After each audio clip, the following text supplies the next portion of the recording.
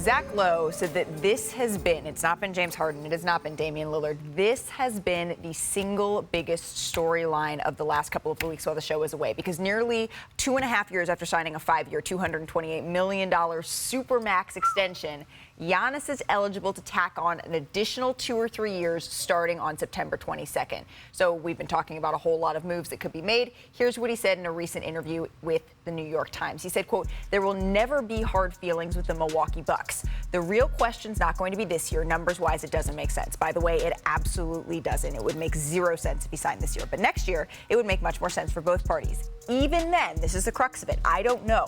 I don't want to be 20 years on the same team and don't win another championship. And Ramona, I said on Monday, Tuesday, the thing that I'm going to be looking at is February 22nd, because Drew Holiday, what happens with him could be a premonition as to what is to come. What more can you tell us about that? Yeah, he's extension eligible this February, and if he doesn't extend with the Milwaukee Bucks, he could, as a player option, to be an unrestricted free agent at the end of this year. Now, the Bucks are already thin in that backcourt. They're going to have to ask a lot from Giannis Antetokounmpo to play in the backcourt, to be a playmaker as well as Drew Holiday, because they don't really have much in the backcourt beyond that, and that is asking a lot of two guys who Giannis basically just put them on notice, saying, I like it here. I'm open to the idea, but you've got to show me. And the first read that we will get is what happens with Drew Holiday and whether he signs that extension. Because you need those complementary players around Giannis. As Richard is making this face, we've not yet had a chance to hear your reaction. Lips. I haven't seen that in a while. To what Giannis said. I'm going to be very guarded with what I say here.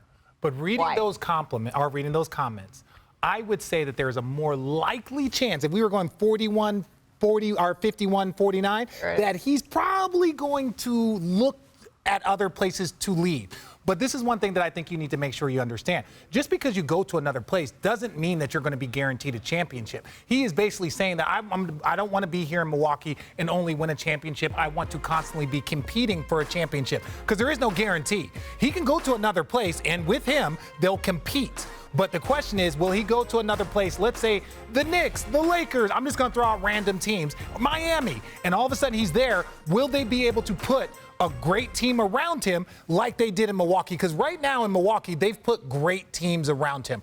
Whether they get it done or not, every year they're one of the top 2 or 3 teams. He's got an MVP chance, and they got a chance at a championship. That scenario might follow him, and it might not. There is no guarantee, but I think Giannis is looking other places with other people, and that should worry them. And by the way, y'all, this is not the first time he sort of hinted at this. I think there were some words similar to at the start of last season that he said, hey, guys, like, I don't know if I'm going to be here forever, but I want to win a championship and compete at the highest level.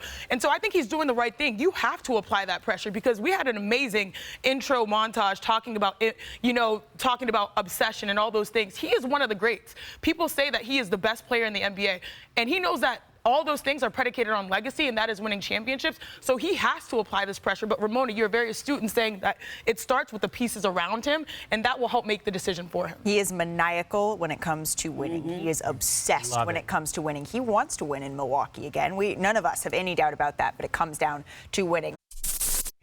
Thank you for watching ESPN on YouTube. For live streaming sports and premium content, subscribe to ESPN+.